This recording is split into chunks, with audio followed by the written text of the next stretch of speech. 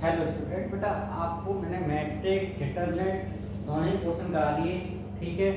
और डिटरमिनेंट मैंने बता ही दिया कि आपका 6 नंबर 4 से लेकर 6 नंबर तक आपका बोर्ड में आता है, ठीक है। ऐसे ही एक और है adjoint and inverse of a matrix, यानी एडजॉइंट निकालना और इनवर्स निकालना, किसी भी मैट्रिक्स का इनवर्स फाइंड करना। ये भी बोर्ड के अंदर बहुत महत्वपूर्ण चैप्टर है, ठीक है।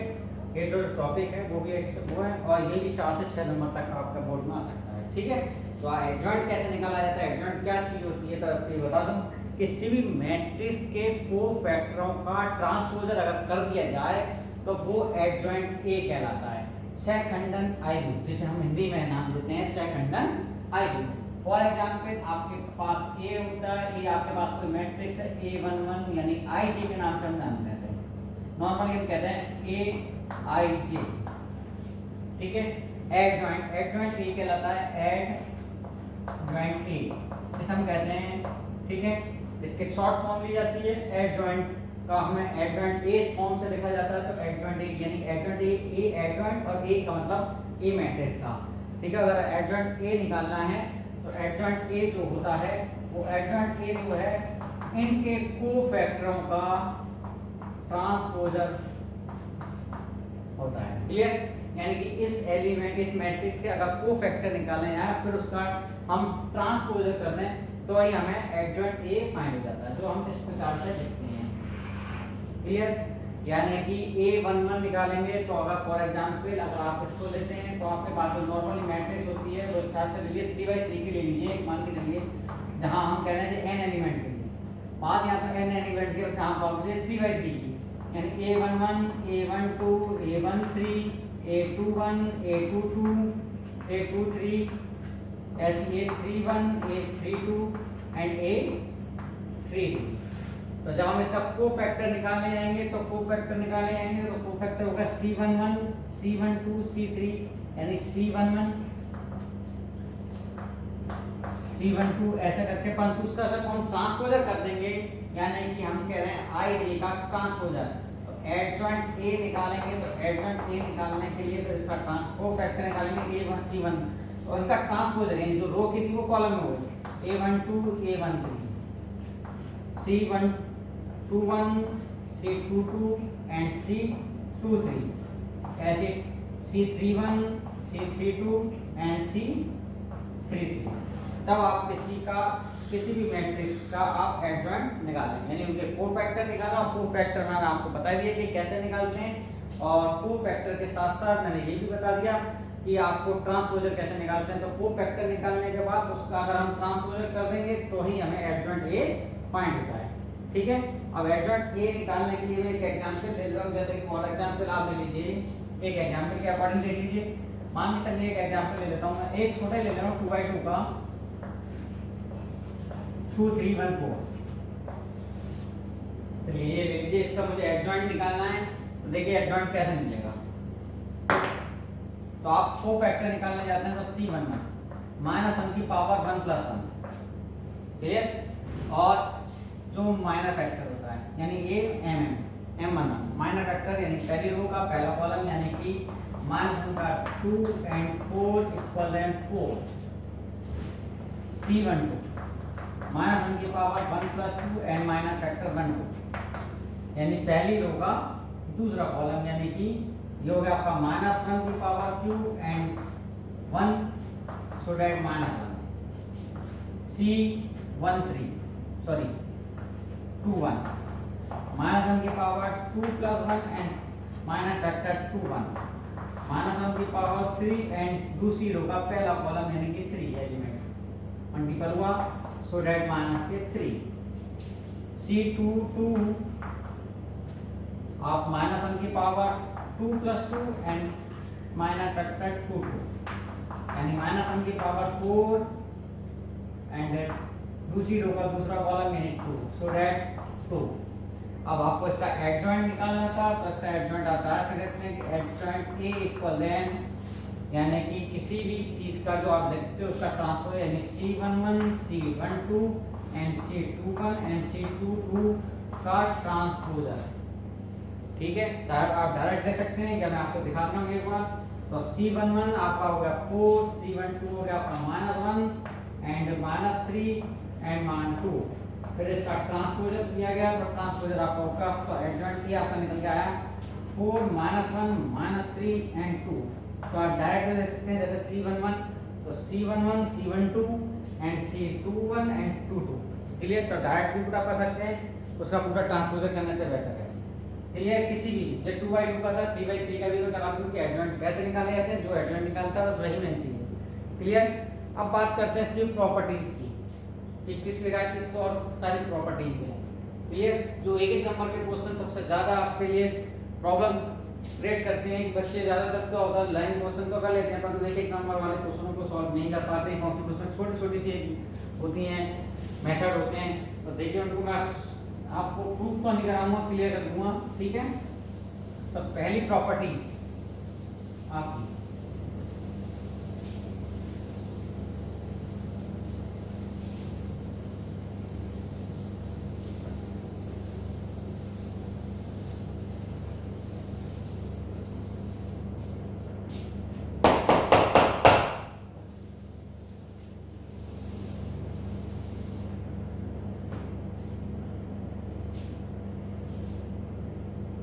किसी भी मैट्रिक्स का अगर एडजॉइंट निकालने के बाद आप उस मैट्रिक्स से मल्टीप्लाई करते हैं तो वैल्यू क्या निकल के आती है। फॉर एग्जांपल पहली प्रॉपर्टी, अगर कोई मैट्रिक्स है उसके एडजॉइंट ए से आप अगर उसका मल्टीप्लाई कर देंगे तो आप क्या होगा कि मैट्रिक्स निकालेंगे, फिर मैट्रिक्स का एडजॉइंट निकालेंगे, फिर एडजॉइंट का दोनों का आपस में मल्टीप्लाई करेंगे, तब जाके आपको वैल्यू फाइंड होगी। इससे बेहतर है कि आपके पास अगर ए और एडजॉइंट ए दे रखा है तो उससे आप डायरेक्ट कह सकते हैं कि इन दोनों का मल्टीप्लाई करने पर डिटरमिनेंट ए यानी ए का डिटरमिनेंट निकलेगा एंड इनटू आई जो भी होगी आपकी वो निकल जाएगी। क्लियर? वन मैट्रिक्स अगर मैट्रिक्स के फॉर्म में लेना चाहते हो आप और इसकी वैल्यू आपको जानते हैं 1 तो पहली किसी भी मैट्रिक्स का उसके एडजॉइंट ए से मल्टीप्लाई करने से डायरेक्ट होगा। तो आप कह सकते हैं अगर मुझे कह रखा है कि मैट्रिक्स दे रखी हुई ए मैट्रिक्स दे रखी है, मान के चल लीजिए, तो मैं ए मैट्रिक्स दे रखी है जैसे मैंने अभी ली थी 4 1 2 3 और मुझसे ए का डिटरमिनेंट पूछा गया तो मैं डायरेक्ट भी निकाल सकता हूं कि अगर मुझे एडजॉइंट ए निकालना था तो एडजॉइंट ए निकालने के लिए मुझे डायरेक्ट भी निकाल सकते हैं और इनवर्स निकालने के लिए प्रॉपर्टीज है। ठीक है? और अगर एडजॉइंट ए दे रखा तो दोनों का मल्टीप्लाई भी कर सकते हैं, इसकी वैल्यू फाइंड कर सकते हैं। क्लियर? नेक्स्ट एग्जांपल, इसकी प्रॉपर्टीज का फोकस करिएगा।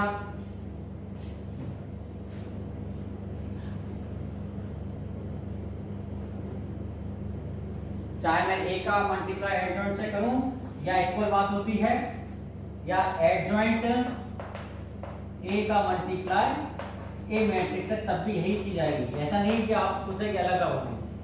ठीक है? क्योंकि आपको मैंने पहले बता दूंगा कि b इंटू ए और a इंटू बी मैट्रिक्स में आपने वहां तो आपने ये पढ़ा था कि हो सकता है दोनों डिफरेंट हो सकते हैं, परंतु यहाँ पर दोनों की वैल्यू सेम ही निकल के आएगी।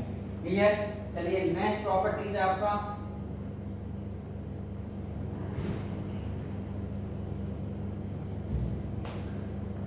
सेकंड,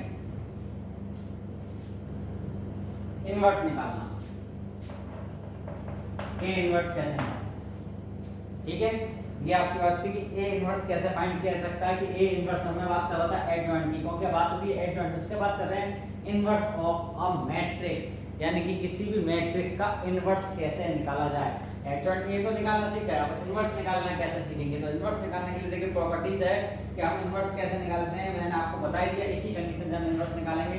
तो ये था आपका a into adjoint a of multiple of a determinant and i की पावर n, यानी कि वो n मैट्रिक्स जो भी आपकी होगी 1/1 की होगी तो आइडेंटिटी मैट्रिक्स बनेगी।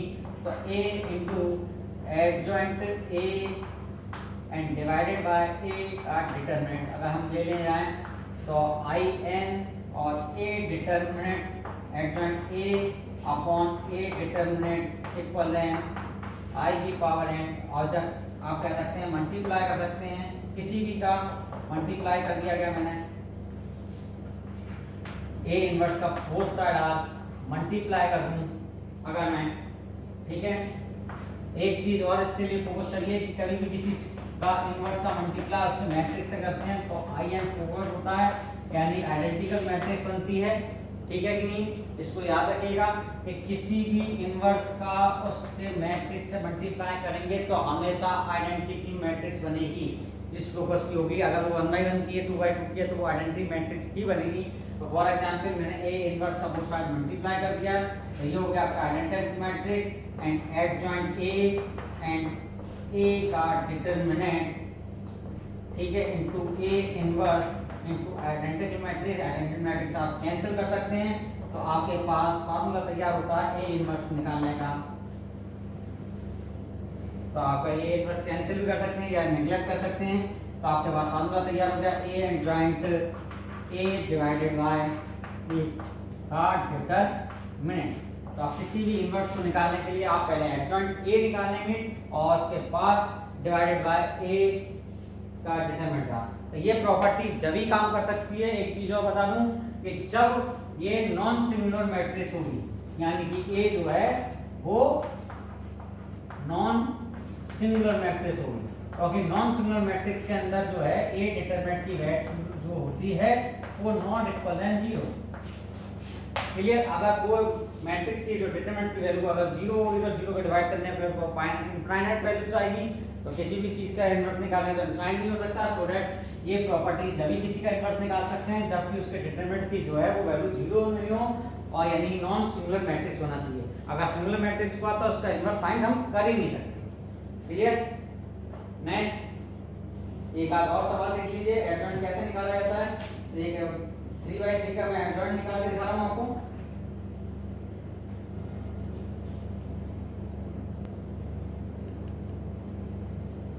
क्लियर बेटा?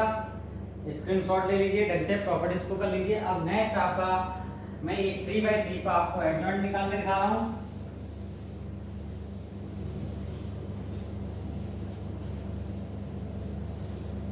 और बहुत अच्छी तरीके से कर लीजिए एडजॉइंट, क्योंकि 4 नंबर का तो आपका पॉसिबल है ही कि आपके बोर्ड एग्जामिनेशन में आए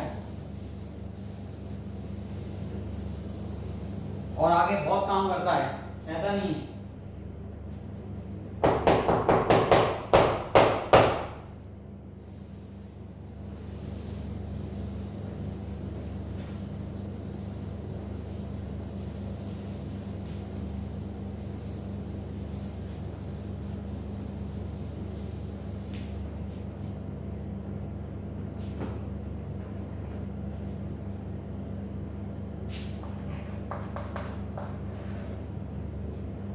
एट 4 2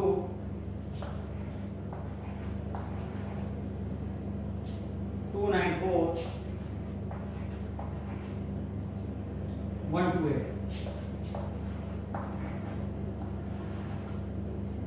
मैं इसका एडजॉइंट भी निकालता हूं और साथ में इनवर्स भी फाइंड करता हूं। तो इनवर्स निकालने के लिए सबसे पहली चीज कि मैंने बताया कि नॉन सिंगुलर मैट्रिक्स होगा, ये प्रूव करने के लिए नॉन सिंगुलर मैट्रिक्स का इसके लिए क्या होना चाहिए, इसकी जो डिटरमिनेंट है वो 0 नहीं होनी चाहिए, नॉट इक्वल देन 0। तो सबसे पहले मैं डिटरमिनेंट ही फाइंड कर लेता हूं कि ए डिटरमिनेंट कैसे फाइंड की जाती है। तो ए डिटरमिनेंट अगर मुझे निकालनी है तो आपको बताइए कि आपको कैसे निकाली जाती है, किसी फॉर्म में कर दीजिए। मान के चलिए 8 के फॉर्म में कर रहे हैं आप, तो 8 9 4 2 8 एंड -4। तो ये क्लियर, ये 2 4 1 8 एंड +2 एंड 2 9 1 2। सॉल्यूशन कर लीजिए। 8 9 8 72 एंड -8 -4 8 2 16 एंड 4 एंड +2 और 2 2 4 -9। Complete solution. 8 into 64 -4 and 12 plus 2 into -5।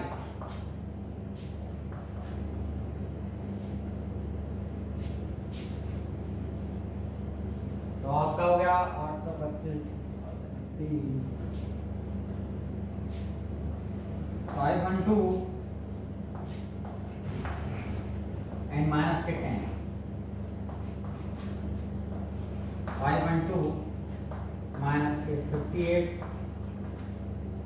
And less कर लीजिए तो आपका बचा 42 एंड 12, तो 454।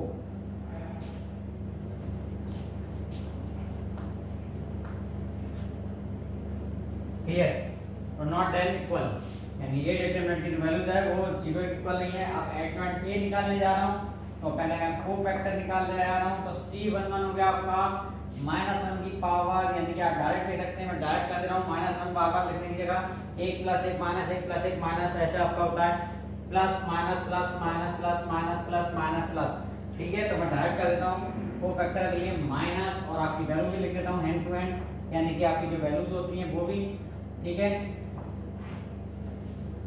यानी 8 साथ में आपका 9428।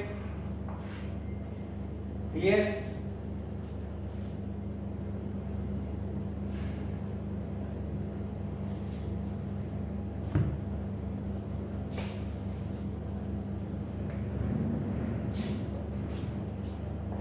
C212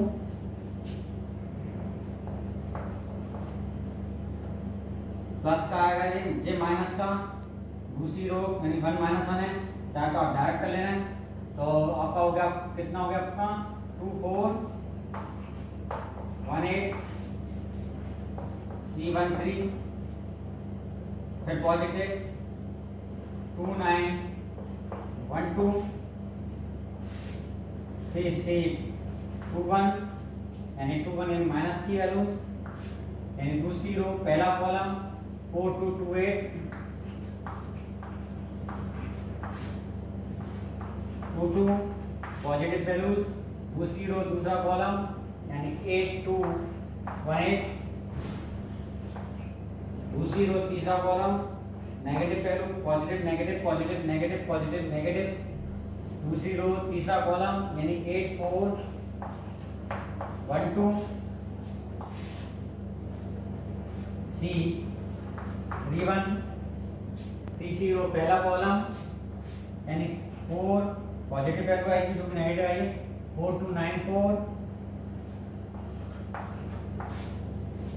C32 तीसरी रो पहला और दूसरा कॉलम यानी 8224,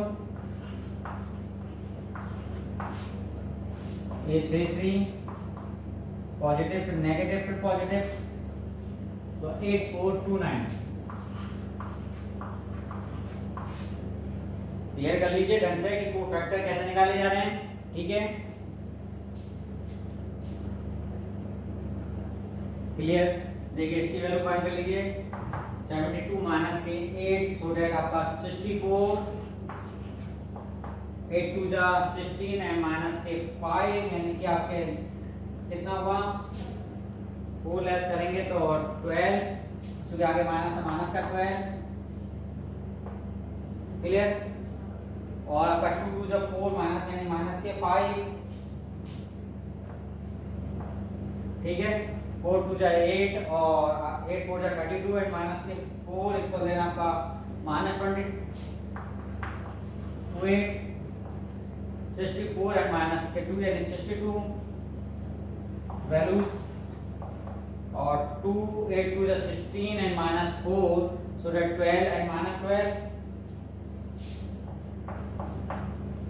and 4 4 जा 16 माइनस के 18 यानी माइनस के 2,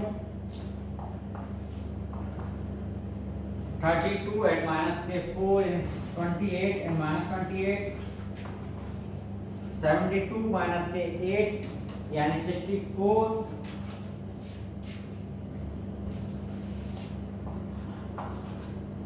अब आपके पास एडजॉइंट ए निकालनी है।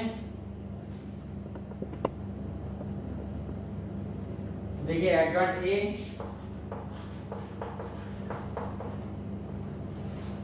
मैट्रिक्स, तो C11 यानी 64, C12 -28 -2 -12 62 माइनस का 28 -5 -12 एंड 64 और कंप्लीट का ट्रांसपोजर मैट्रिक्स का, जब ट्रांसपोजर करेंगे तो 64 -28 -2 -12 एंड 62